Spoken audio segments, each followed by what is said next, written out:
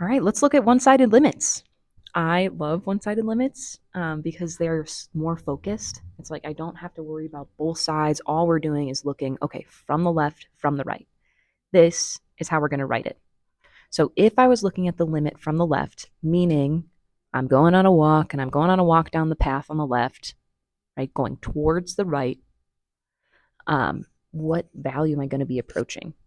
So the limit as x approaches c from the left, right, that little negative sign means from the left.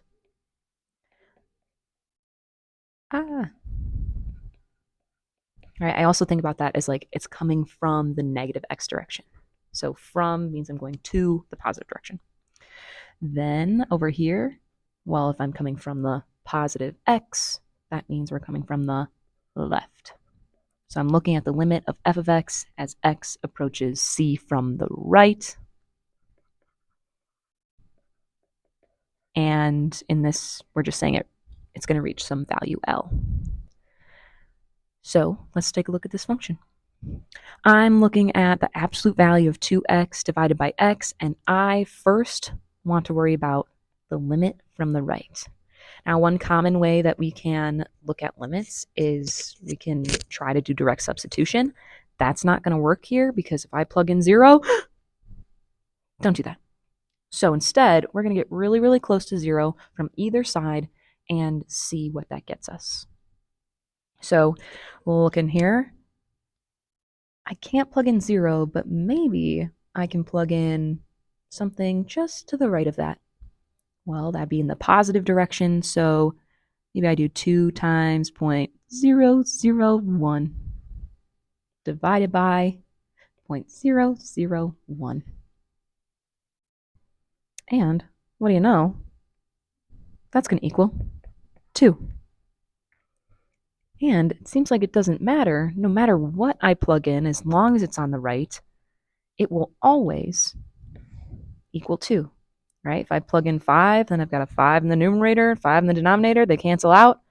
So our graph is going to look a little something like this, right? I can't have it equal 0 because that would be bad.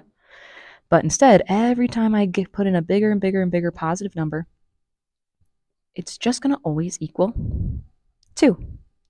So when I'm looking at this function and I'm approaching it from the right, means I'm looking at it in this direction. Well, it's going to go toward and approach 2. From the left, a little bit different story. When I go and I plug in a negative number, well, you can plug in anything really, but let's plug in 2 times negative 0.001, right? Really close to 0, but in the negative direction, divided by negative 0.001. Ooh, remembering that this is in an absolute value. So 2 times negative 0.001, whatever that is, I'm finding the absolute value of it, so it's going to become positive. Then divided by a negative, well, we're going to end up getting negative 2 here. So I can't plug in 0, but anytime I plug in a negative value, we're going to have a positive divided by a negative. So when I'm looking at this function, I'm approaching it from the left, looks like we're approaching negative 2. In order for the limit of x equals 0, just in general, not one-sided, in order for that to exist, from the left and from the right, we have to come together and have to be able to high-five each other, right, or get really close. They have to be approaching the same value, but as you can see, right, the limit from the left and the limit from the right, they don't equal each other. So what we would say here is that the limit as x approaches 0 of the absolute value of 2x over x does not exist. Sadness. All right, so one really important thing to remember from this video is if the limit as x approaches whatever the value is from the right of our function, if that does not equal the limit from the left,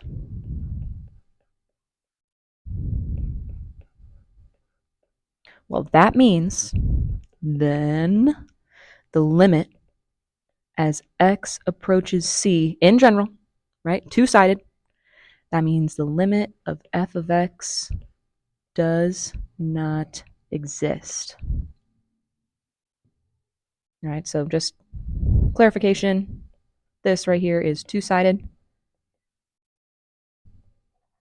This is left, this is right.